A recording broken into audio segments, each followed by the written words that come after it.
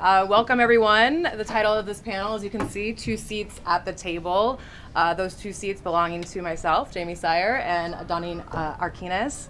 But since there's truly room for everybody here at the table, physically speaking and also metaphorically speaking. There are 3 more chairs. Yeah, exactly. If you guys want it, we're not going to bite, I promise. But we kind of thought it'd be more beneficial for you guys to leave more time for questions at the end. So we're going to kind of chat a little bit about our careers and how that relates to food and food media. But we really want a chance for you guys to chime in with yours as well. So I'm telling you now, so you can all kind of think about those questions. Maybe while we're talking, something will spark. I just didn't want to catch you guys off guard. So keep those questions for the last half of this, and we'll get to those as well. But obviously today we were talking about the intersection of food and media, a subject that we both know pretty well, but for different reasons and at different points in our career. So Doneen, I want to talk to you specifically about your story for anybody that does not know just how you kind of got started with Top Chef and more importantly, how that came about through connections that you made here at WSU, because I think that that's a really important part of the story. Yeah, absolutely. And, people are going to tell you over the over the next few days that networking is important, and I'm here to reiterate that. And getting to know the people that are out here that want to help you, staying in touch with them is important. So I graduated in 2005, and I knew I wanted to move to Los Angeles. I wanted to work in television. I didn't care where. I just wanted to work in television.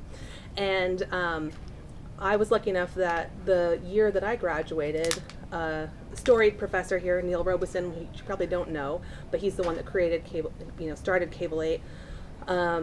He was retiring that year, and we had a retirement party my senior year, and I was able to meet a bunch of alumni that came up and were celebrating Neil. And all of them said, asked me what I wanted to do. And I said I wanted to move to LA and I want to work in TV. And they're like, okay, well, let me know when you come down, send me your resume, kind of thing. I was like, okay, yeah, sure. And, I stayed home for the summer, worked to try and save up so I could go down to LA. And by September, I moved to LA, and I immediately hit the ground running, applying to everything that I could find online. Back then, there was websites called Mandy and other random places that you could find jobs. Even people were looking on Craigslist, So it was very much trying to get my foot in the door. But I did send my resume to those alumni, and I said, I'm here and I'm ready to work, And a couple weeks later, I heard through one of them, Pat Sheehan, who's not here, but he had passed my resume along to, at the time, his girlfriend, who was an AP on the first season of this cooking show. And they gave my resume to the production team, and they interviewed, and luckily I got the job. It was an office PA job. That's all it was supposed to be, a couple weeks in the office. And within the first 3 weeks of working there, they were like, okay, book yourself a flight. You're going to come with us to San Francisco. And so that was my first job in production, was the first season of Top Chef. I didn't know what it was. I was not a foodie. I was very picky, actually. And it was just was able to work my way up and again, stay in touch with the people that I was working with and make sure that hopefully they found my work valuable and that they wanted to keep me around. And I just had been able to find my niche there and continue to move up the ladder to now I'm the showrunner. So it's my show now, and I run it. And it's been that since season 13, and now we're in season 23. So wow. Yeah. How much do you still keep in touch with, Pat and all those guys that kind of helped you out during that time? Well, Pat's moved away now from LA, but, we stay in touch, I think, mostly on social media, to be honest with you. Yeah. But, I see some faces back here, too, that Marcus is back there, and he was in that group that came to WSU when I was graduating. So, I think that those things, and then the people that you work with, too, those are going to be the connections that help you get to your next job. So I got lucky enough to be in this world, and because I was on Top Chef, I kind of got into this niche, and I worked on America's Next Great Restaurant. I worked on Sugar Rush. I worked on all of the dessert shows that we did, spin-offs of Top Chef. So I've just been in the food world for a while now. Are you still as picky? No, I'm not. I don't like truffles still. That's not my thing. I don't like them. But Fair. I definitely am much more open to a lot of different things. All right. Yeah. Well, I guess my transition into the food world was not as linear, and not as early in my career, Yeah. I guess. I actually started out in sports, so I went through, the broadcasting program here at Murrow. I was, a teacher's assistant my senior year, and I was very hyper focused on, I wanted to be in news, I wanted to be in sports, like that was what I was going to pursue, and that's what I did for a very long time in my career, going from Great Falls to San Diego, and then I was up in San Francisco working at the regional sports affiliate there. But I became like so obsessed with food. I like great restaurant scene in San Francisco. Obviously, the first season of Top Chef. So became interested in that. I joined like a CSA program and just started cooking all the time with just different ingredients. I was just always talking about food. And one of my producers was like, you should start your own blog because you're always talking about food. You might as well.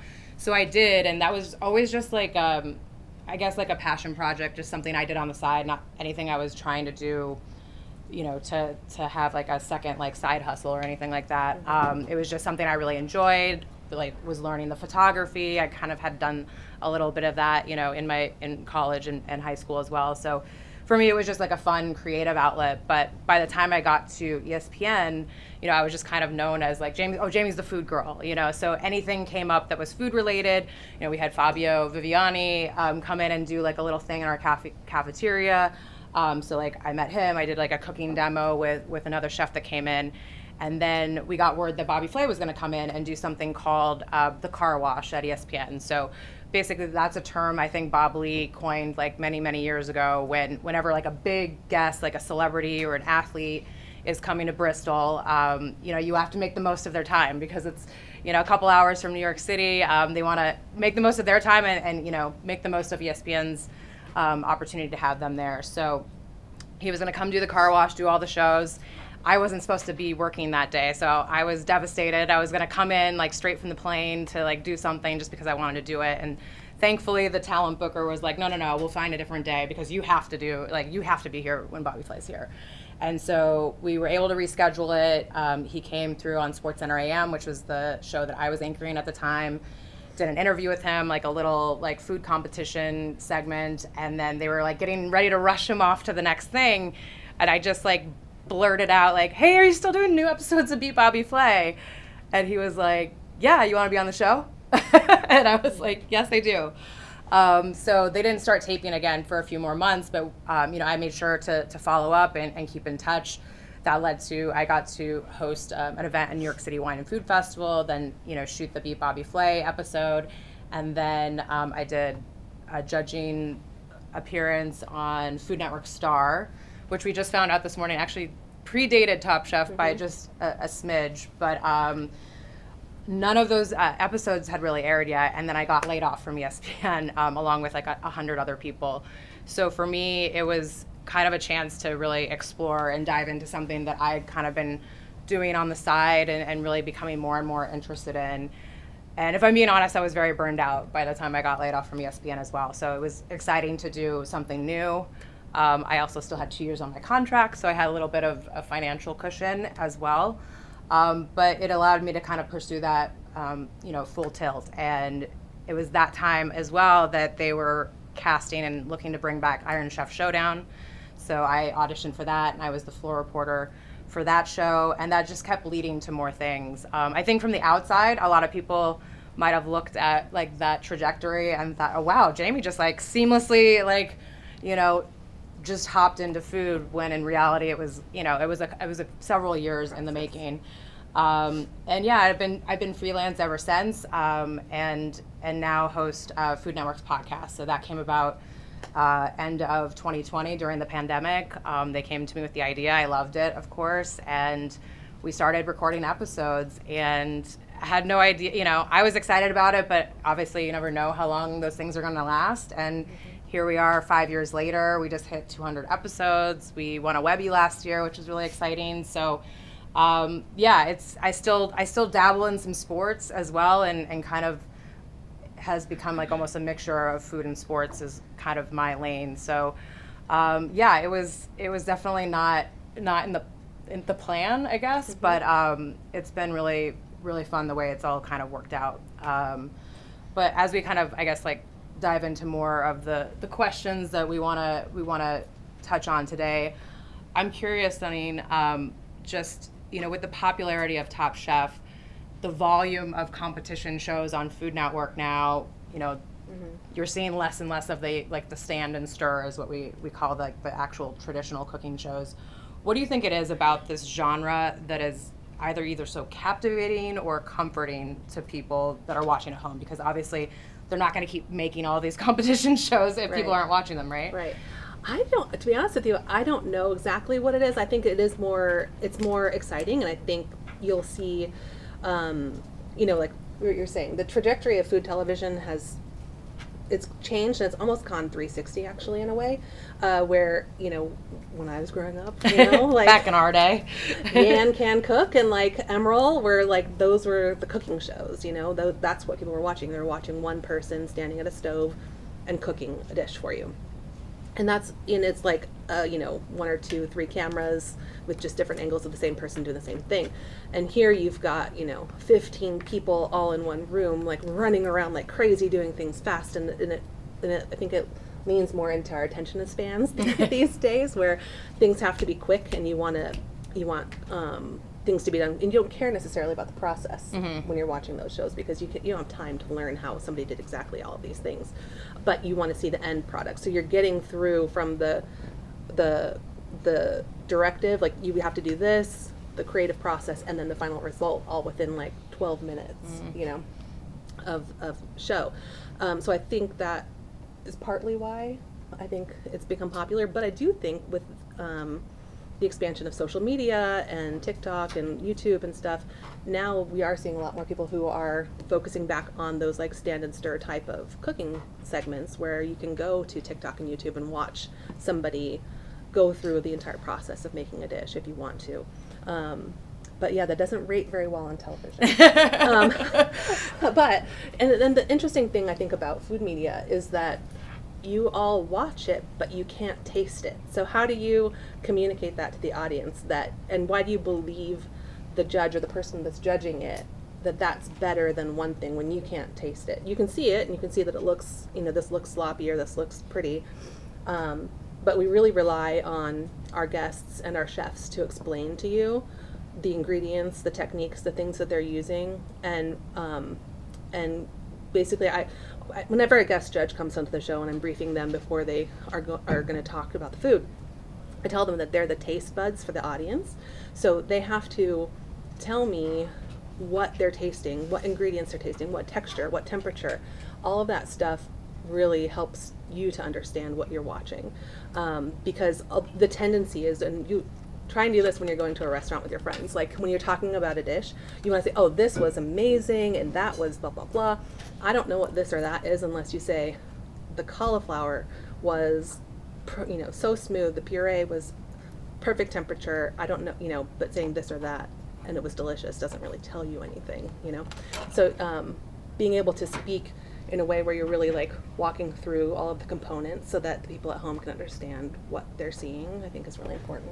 Yeah, I would agree with that. I mean, I've had the opportunity to also be like a guest co-host, like I mentioned, on Beat Bobby Flay, and I think I've done now 10 episodes. I think I have one that has not aired yet, so that's the other crazy thing at least about some of those Food Network shows, is that how far in advance everything is shot. Like Bobby likes to just like work a lot, like all at once, so he'll like stack like Triple Threat and Beat Bobby Flay all in like the same 4-week period. So they're shooting 2 episodes a day, and they're just like powering through. But I'm not necessarily a judge in the traditional sense in that show, because it's more of like a guest co-host situation. I don't know if anybody watches it, but the interesting thing that I also think is with that show specifically is Bobby is very adamant about like wanting the food to be tasted while it's hot, like while it was like intended, how it was intended to be served by the chef. So if you ever notice next time you're watching that show, especially in the first round, the chefs all will make 4 dishes instead of just 2. And so what actually happens is, right as soon as they're done with the cook, we go into like this back room, and they bring the plates right there, and we've got directors, producers, everybody, you know, culinary producers, everybody's in there as like the two of us are going through and just giving our honest like critiques off camera, you know, and they're like, but they're asking the same things, like what do you like about it? What do you not like? You know, what's, you know, do you think that they use the secret ingredient in the best way? And really kind of talking through it with us, so we kind of, everybody's on the same page. They know what we felt about the dish, what we liked, and also it helps when we get back on set and then we're doing like kind of the fake tasting. I mean, sometimes I'm really eating it if it's really, really good, but yeah, and then they'll kind of cue you up to remind you what you said when when we were back there tasting it for real, right? So, that's funny that you say that. Yeah. We kind of do the exact opposite, actually. Oh, really? So we eat the food on set in the moment, but then we have all of the beauty plates in the back, and then we go back and go through them all, and they then tell me what they really thought. Oh, really? Yeah. Oh, interesting. That's So, like kind of, but it's still, they're still tasting it while it's hot, right? Yeah. Yeah. No, I think that's interesting too, because it's like I have been on other shows. In fact, I remember Iron Chef.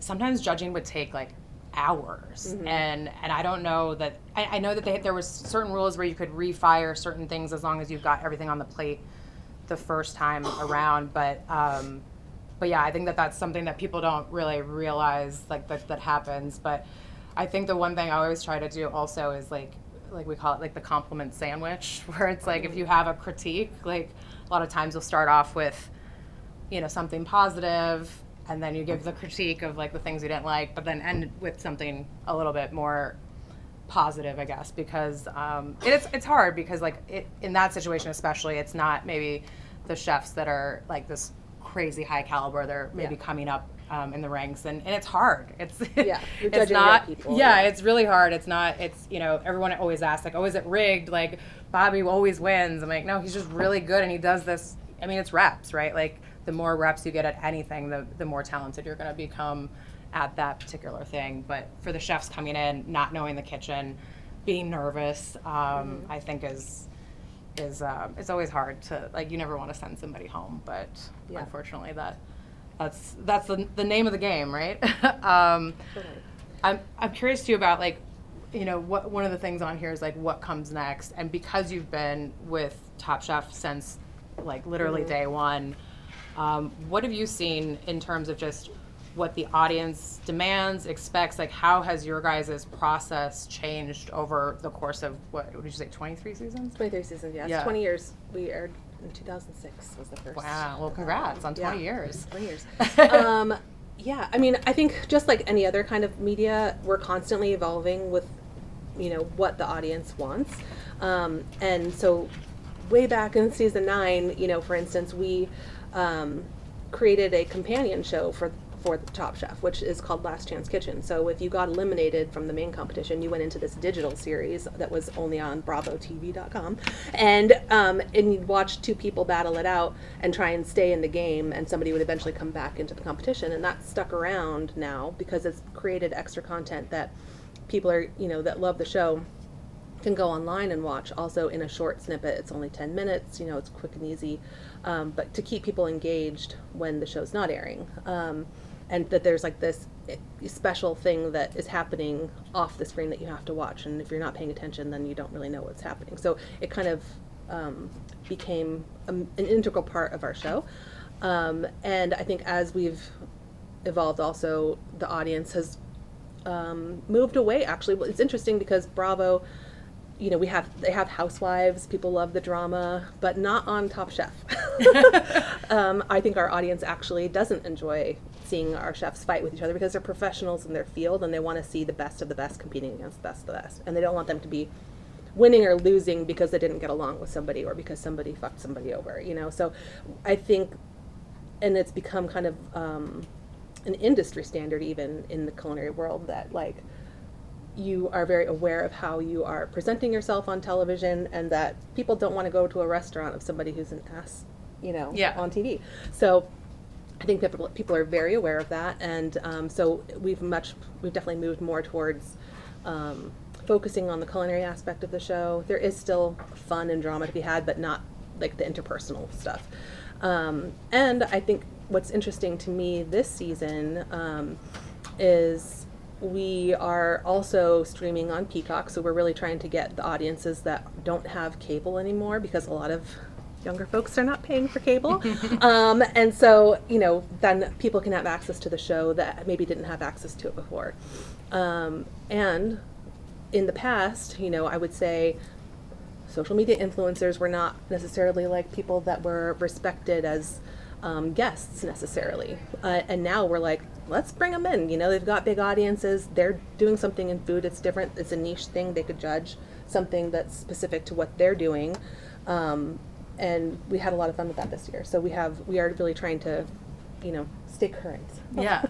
No, and I think that's an interesting point that you bring up too about social media, because one thing that, obviously I've dabbled a little bit in the social media, like content creation world as well. But I think, a lot of these content creators that are, pumping out videos every single day, or, at least on a very regular cadence, it's a lot of work, but you also are becoming kind of, an expert at a lot of different types of cuisine, because that's what you're kind of, depending, I guess, on your niche. But, and so it kind of has allowed and forced people to be more educated about ingredients or techniques and that kind of thing, which I think is super interesting. And then for me, I guess on the same question is, I think obviously podcasts have become, so much more, not just popular, but almost like a necessity. I think that it doesn't make sense not to have one, especially for a network like Food Network that has so many different, guests to pull from. And it also becomes very much a cross-promotional tool, kind of like Last Chance Kitchen, right? Because the thing I love about the podcast, or at least I hope that comes through to people listening, is yes, most of the people that we interview are either on Food Network or, somehow connected to the network. Whether that's, a competing chef, a host, even a producer or something like that.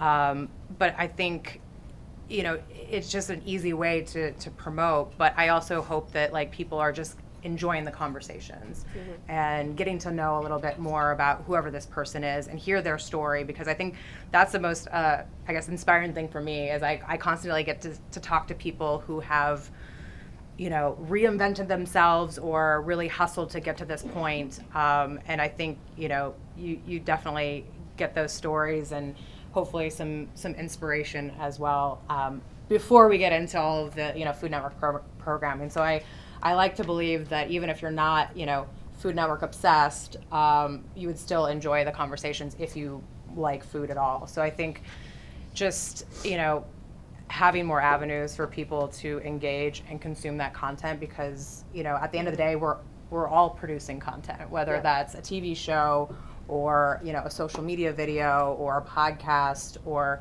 even writing articles. I know that's also a dying business, but I've also kind of started going back to those journalism roots that I learned here at WSU, and I've been writing some food features for a local digital publication. So I think having all of these skills that you guys are learning here at WSU and keeping in mind that they're all going to become a necessity, or at least helpful at some point throughout your career. I don't know if you have this. So we have, if you work on pretty much any television show, you have an on-set photographer. There's somebody there from the network, or somebody who is their job is to just take behind-the-scenes photos and the candidates of the talent and everything that's happening. Something that's happened in the recent past, so the last 3 or 4 seasons now, we've had a social media producer on set with us in addition to our digital or our on-set photographer, and their job is literally to hang out with talent all day long and collect content and do TikTok trends and do all of those things. It's literally somebody's job. And the increased social media presence that we've seen on Top Chef, their Bravo Top Chef handle, which was doing horribly until I said the last 2 seasons, because now we have this content. We've seen a huge uptick in social media activation and people being excited all week long for the next episode because they're engaged on social media. So, even if you're interested in food or whatever, there is also now this new role that we're seeing. And I don't know if you have that on. Yeah, no, that we definitely do that. The last time I did, you're right though, it's been in the last couple years, I feel like. The last time I shot something for Beat Bobby Flay in January, during breaks or when we're getting our makeup touched up or whatever, they're there was a separate person, like a dedicated person with the phone, Mm-hmm. you know, just recording like random little questions, like here's some trivia about Bobby, like see if you can like guess it right type thing, and kind of going through that, and you know, and then holding that until that episode, and you know, inevitably airs like 6 months, a year later sometimes. But yeah, I think that that's super interesting that is now like a dedicated role for sure. Yeah. So, well, I think like, you know, we've been yapping for like 25 minutes. So yeah, I guess let's open it up for questions. What do you guys think? You guys have questions? Okay. Right here. So we see that when you're watching like Top Chef versus Top Chef Junior, we kind of see the difference in how the judges treat contestants. Do you guys change your approach to filming the show based on having kids versus adults? And then also you touched on social media presence. Do you take into account how fans are reacting and like alter certain shots or change the way you shoot things based on that? We don't really change anything because we're pretty much, we're kind of through the process already, you know, so we're not really changing stuff to appease the audience, I would say. But maybe next year we might take into account, oh, they didn't like when we did this, so maybe let's not do that again. So yeah, we definitely are paying attention to what people like and don't like.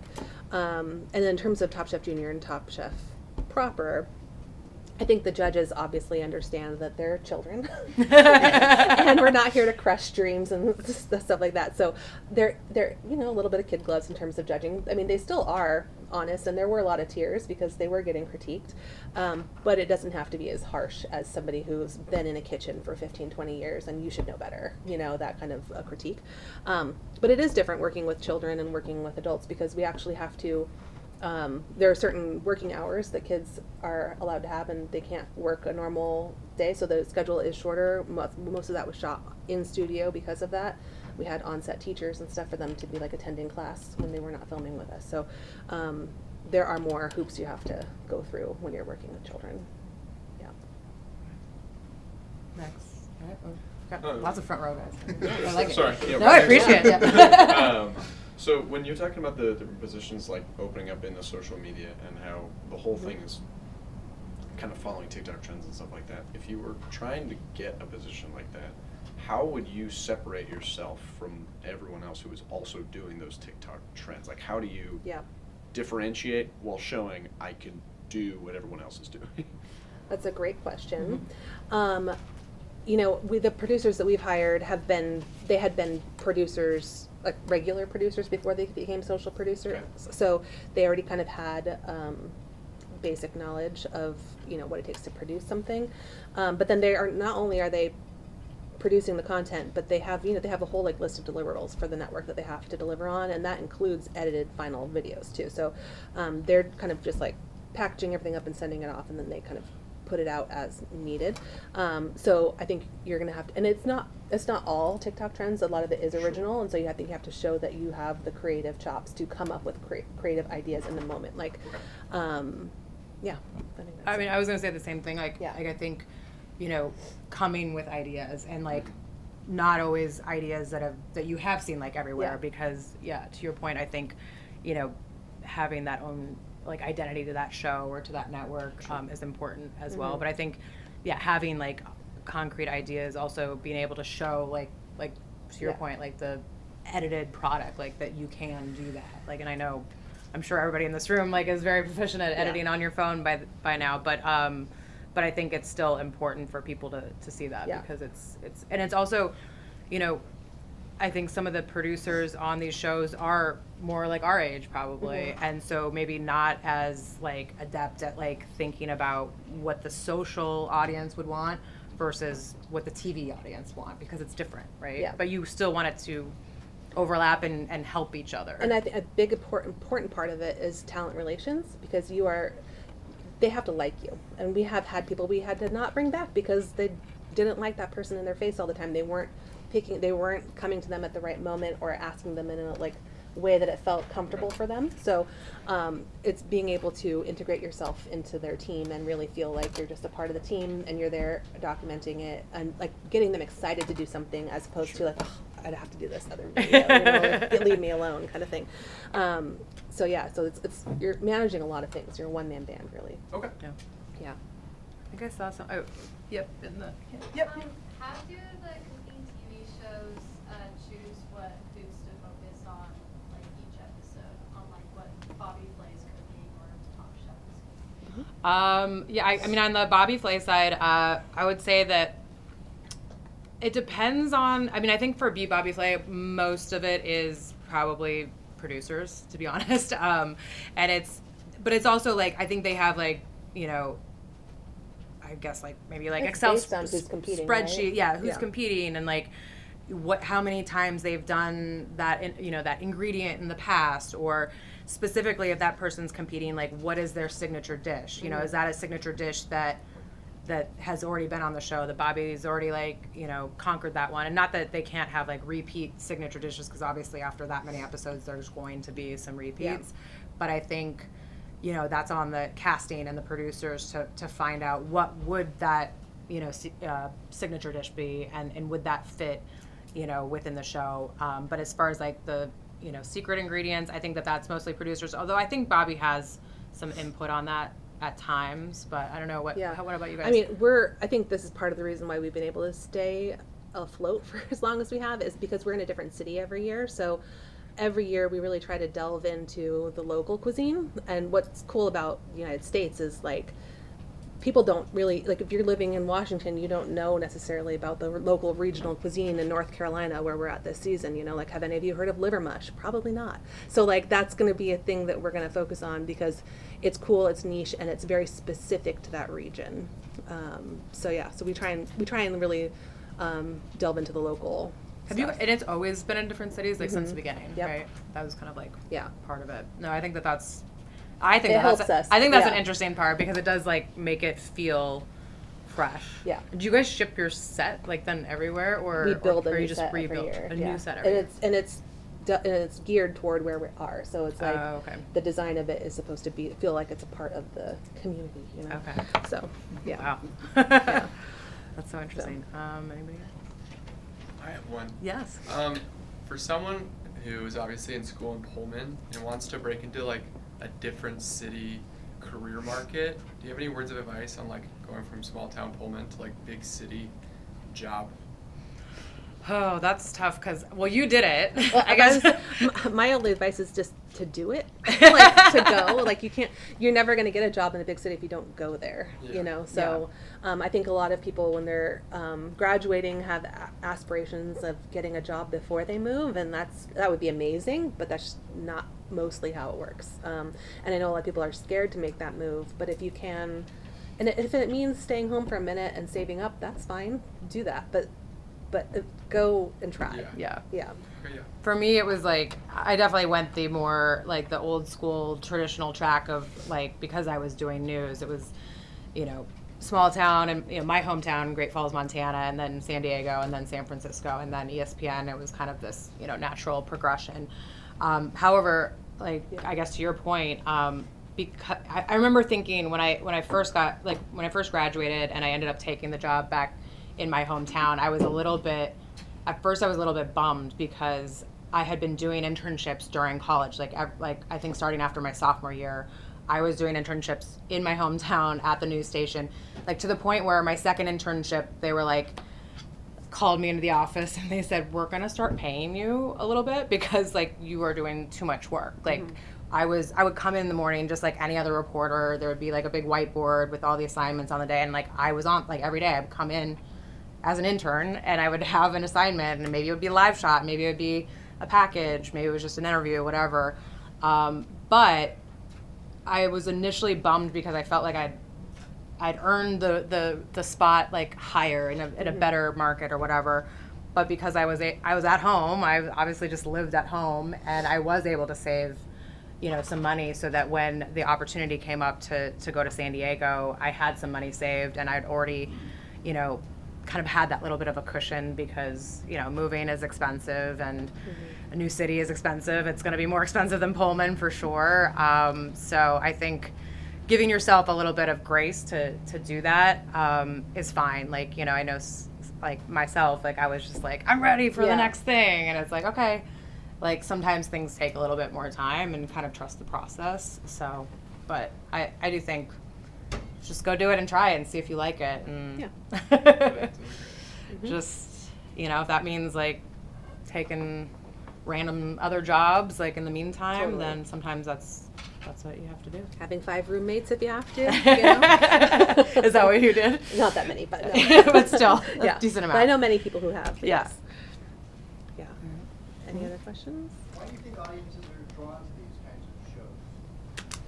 I think it's because it's relatable. I mean, we all eat every day. Like, I don't know about you, but when I wake up, I'm thinking about what's for lunch, you know, and where are we going to go to dinner tonight? And you see these people that are cooking, and now there's so many contestants that have been on Top Chef, and same, I'm sure, with Bobby Flay, where now people are even like, they're going on vacation and they're like, oh, is there a Top Chef restaurant in this town that I could go to? You know, so it's accessible. It's like you see somebody who's like on TV and you're in awe of them, but then like I can go and eat their food in their restaurant. So there's like an immediate gratification from that. Yeah. I think.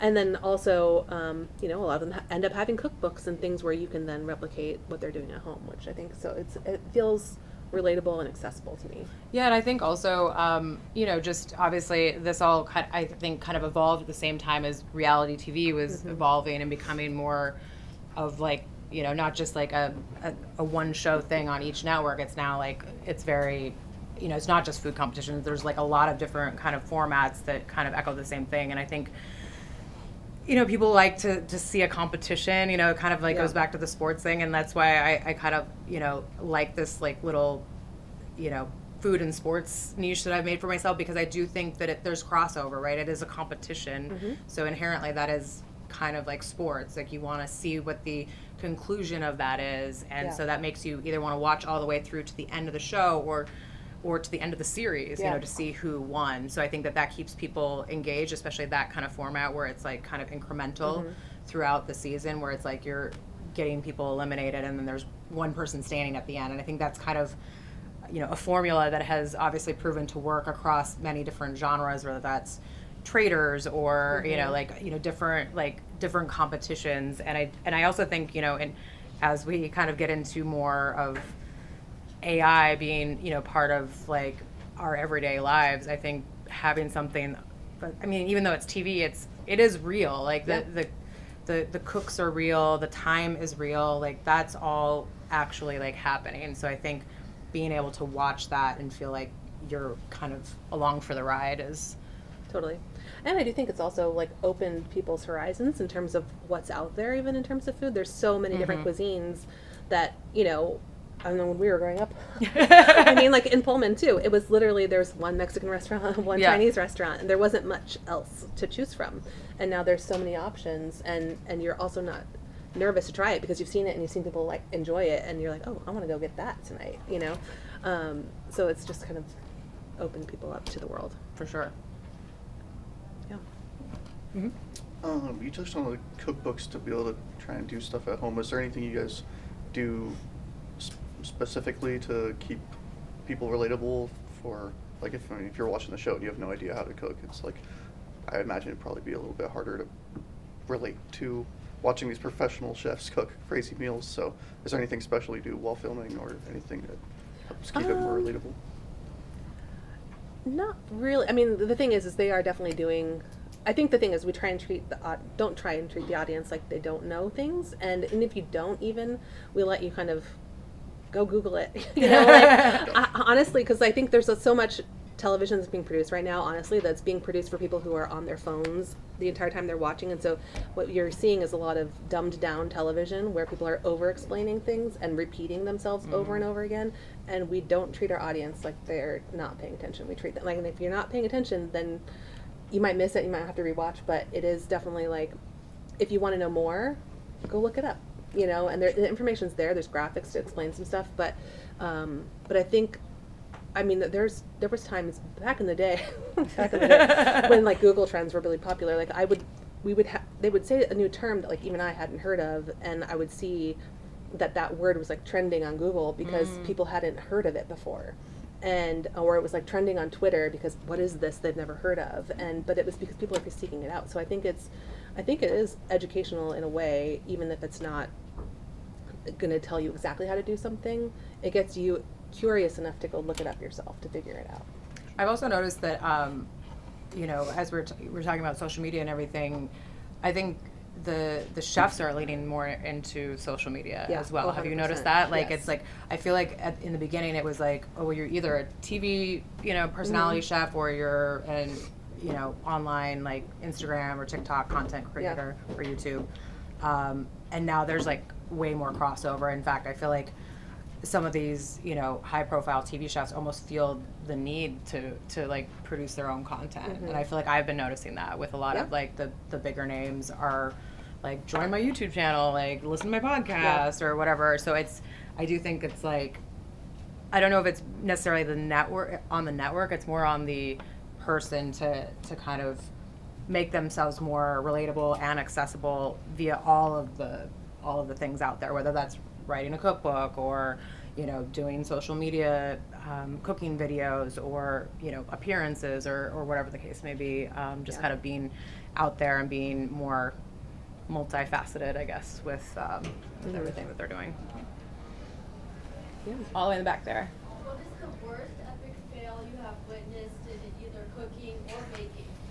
That's a great question. That is a great question. Oh. Well, I've definitely had baking shows where cakes completely just fell apart, and you know, they're trying it in the stacking moment of it and putting the frosting off. That they're, you know, working on it, and everything just keeps falling, and like there's no saving it, and that's honestly so brutal because you can't do anything to help. And the clock is counting down, and when that clock is done, it's done. So that's tough. Also, I remember even on this season of Top Yeah. Chef, it was like a couple episodes, right? Like there was one chef that barely got Didn't- anything on the plate. Absolutely. Honestly, this is probably the worst one too. It was like the premiere of this season. A chef didn't get everything on the plate, but then also like left a ring mold on one of the judges' plates. You know, so yeah, the clock is intense. And like she was saying, we're not fudging those times. And it's like we say you have an hour to cook, you have an hour to cook, and that's it. So whatever you get done in the hour, hands up, that's it. So yeah, it's very stressful. I don't know that I've witnessed anything like crazy. More so, it'd be like somebody not finishing, or not getting like the specific ingredient on the plate that they were required to do for that. You know, which is, it's always hard because like sometimes those dishes are really good and probably would win if like they were able to manage their time a little bit better. And it was interesting. I was like, actually, when I interviewed Antonia LaFaso after she won Tournament of Champions finally, it was very interesting to hear her talk about how she specifically approaches those cooks, because she's like, you know, if you have an hour, she's like, really, you only have 45 minutes, or you only have 50 minutes because you have to leave this amount of time for plating, and, you know, just like things going wrong, grabbing your dishes. You know, people like forget that they need to grab like the actual dishes that they're going to be using, or think about like how their food is going to look on those dishes and that kind of thing. But it was interesting that she just like goes into it immediately, like knocks 15 minutes off of whatever that time is, so that she cannot like have those situations where it's like, oh shit, it's like the, you know, 5 seconds left and I haven't actually even begun plating yet, or something like that. So What's the number one thing you did while you were here at WSU that set you up for success? Whether it was your Murrow classes or Cable 8? Cable 8. Is that a planted question over Yes, there? 100% without doubt, and I think she feels the same way. Yeah, no, I would say Cable 8 100%. You know, I also got a lot out of my upper level broadcasting classes with Glenn Johnson. Like, he was definitely a mentor of mine. However, you know, you don't get to take those classes until your junior or senior year. So we were talking about this last night. Like, I always regretted like that I didn't get involved with Cable 8 sooner. Like, I started, I think, my sophomore year. Same. Which was still early, but I think that it's just such an amazing resource for students that go to school here, because like how many schools like have like a dedicated, you know, like, well, at the time it was an actual like TV station on cable, but yeah, just like that experience of, you know, pitching shows, like coming up with ideas, like holding auditions, casting for that, like actually putting like a whole show together, which I don't know that you would get that experience as a freshman or a sophomore like anywhere else. I think that was so like instrumental, and for me it was just like a chance to get to try out different types of, you know, shows. Like I knew or I thought at the time, I'm like, I want to do news. But like, oh, this like, I'll do a movie review show, and then I like did a sports show, and then I decided, oh wait, I actually would rather do sports. So like that kind of helped me like switch my focus to that, and even did like a sitcom, like just it was just like a fun outlet and a way to kind of keep getting those reps and really understand on a small scale like how the business actually works. So For sure. Yeah, and it's the same thing because obviously I know it's a news school, but I'm like, I don't know if I want to do the news. And having that cable 8 outlet was great because I was like, oh yeah, no, this is what I want to do. Yeah, you get to do a little bit more of like what you actually were interested in while still going through the program. Totally. But I also like, even doing the news in like the 465 class, like I thought that was so fun because like, especially because I had interned, in those summers as like, I love the news class. Yeah, it was just like, I'm like, yeah, like you have to do the news no matter what, like every day, like, and if you're not ready, you're still going on, so Absolutely. I always thought that was just such like a cool advantage here at Washington State. So cable 8. And there's cable 8 panels tomorrow. Yeah, we're doing a little cable 8 mini symposium tomorrow for anybody that's interested. So you can see us afterwards if you're or just come. Yep. Is there something, questions for both of you?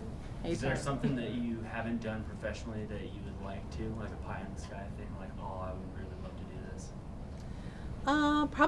Probably sell my own show, to be honest. Yeah. Because I love working on Top Chef. I love it, but I would love to have like my own thing from start to finish. I would say the same, or to be able to work on a show where I am like either the host or one of the co-hosts or main talent because, like I've obviously done that before on the sports side. I know I can do it. It's just like, convincing somebody or a network or, just having the right fit because also, another thing I've noticed, over the years is like there is more of an emphasis on giving, the chefs those like hosting jobs, which I get because like they're becoming more media savvy. They have the expertise, but I think that there's a seat at the table for everyone, as we bring it back to the title of this panel. But I do think that there is a place for all of that. And I think it would be really fun to just be able to own something like that. Like I love doing the podcast, but everyone always like says like, oh, like, your podcast or whatever. And it's like, I have to like gently correct and say, thank you. Like, it's not my podcast. Like, I'm happy. I'm so excited and honored to be the host and have that trust in the network to like steer those conversations as they're happening. But at the end of the day, like they're booking the guests, they're editing it, they're deciding which answers and questions actually go out. So like, I think being more part of that process, like from an ownership perspective would be really cool. Yeah. So. Oh, one more question. One more? Oh, sorry. I was just gonna say, so when you're talking about like guests and like getting on camera experience going in, it seems like a lot of folks that they choose over like somebody who might come from news is like an NFL star. So I guess how would you, because it tends to be somebody who's really good at something else first, like knowing that all of us are practicing the camera work first. How do we kind of step out in front of them and kind of show that like, yeah, they can bomb an 80-yard pass, but I'm better on camera than they are? I mean, I think just showing exactly that, like showing why that, and I think, having, a uniqueness or, something that's like you don't see in every single, resume tape or audition that's coming through. I think, finding a way to kind of differentiate yourself a little bit without like being obnoxious about it, I would say, but like kind of finding that niche or that lane that you really feel like this is it, like whether it's like, all right, I'm really into tennis, like so I'm gonna focus on that, or just like the way you present things and that kind of thing. And I do think social media is also like a good opportunity to try those things out and kind of build that resume and that even just those reps too. Okay. I mean, I don't work in the sports world, but I would imagine if, like she said, if you wanted to get involved in tennis, that if you know as much as possible about tennis, the reason why they have that football player or whatever doing football is because they play it, they know the game inside and out. Yeah. So if you have the knowledge where they can come to you and you have the stats that you can just like off the top of your head, like that's going to set you apart too. Okay. I also think like your interviewing skills, like if Yeah. that's the route you're going with, I think that can also set you apart, like asking like really good questions, but also not super long questions that's trying to show how much you know, but like actually knowing how to answer questions or how to ask questions, how to ask follow-up questions and really like guide a conversation into, I think is a skill that not everybody can just pick up That's and, very or true. have. Yeah. So, Okay. yeah, great questions. Yes. All right. Oh, back there. What's a big mistake that you've seen in like advertising in the food industry? Advertising. Advertising. That's a good question. I don't know. That's a Yeah. stumper. I don't know. Well, you know, it's interesting. Actually, probably shouldn't talk about this, but I'm gonna say it. We actually have a challenge coming up with Cracker Barrel, and they were in the middle of their rebranding while it was happening, and Oh my god. because they were changing their brand that everybody loved and it was like one of those things. So I think it's like when you've established yourself as something, like you don't have to necessarily update it, to be something that you think that people want. That's a good one. Because I think that's something where they end up ultimately going back to the original branding because that's what people came to love about Cracker Barrel. I was gonna that made me think like I would also say like not understanding how like social media works Yeah. in terms of like how it can help and how it can really like set you back. And I think like a good example of that, I think like the Wendy's like Twitter and like they're always like very funny and like know like exactly like how to respond to things versus like some other brands that are just like I think fumble those types of, instead of like leaning into like the mistake or the funny like moment that happened, they're like trying to like distance themselves from it or stay away from it. So I think kind of understanding like when is the right time to lean into that and like own it, like take it back, that ownership I think is interesting too. So I think that's our time. I think it is our time. Thank you all. Yeah, thank you guys so much. Feel free to come to Cable 8 tomorrow and ask questions. Thank you guys.